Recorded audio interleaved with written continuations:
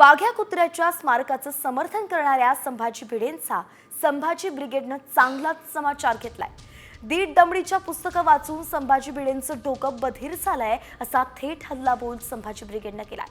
वाघ्या कुत्र्यानं चितेत उडी घेतली होती आणि ही सत्यकथा असल्याचं भिडे गुरुजी म्हणाले होते। त्यावरच आता संभाजी ब्रिगेडनं हा निशाणा साधलाय।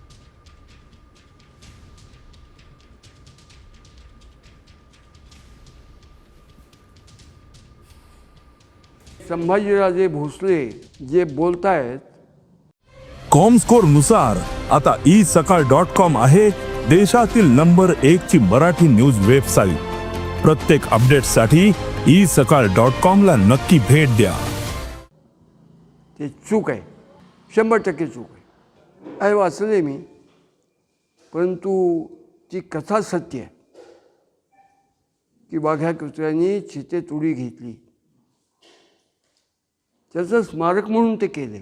माणसं जेवढी एकनिष्ठ नसतात तेवढी कुत्री असतात। निदान आत्ताच्या युगात हो देशाशी असं एकनिष्ठ राहायचं आहे आपल्याला, याचं द्योतक म्हणून ते पाहिजेच। मनोहर पंत उर्फ संभाजी भिडे किंवा पडळकर असतील, हे अज्ञानातून डोकं बधीर झाल्यासारखं त्या वाघ्या कुत्र्याचं समर्थन करतात। मनोहर पंत भिडे असेल किंवा इतर वाघ्या कुत्र्या समर्थक सगळी मंडळी सदाशिव पेठेतील दीड दमडीची पुस्तकं वाचून त्यांना खोटा इतिहास मान्य करायची सवय लागली।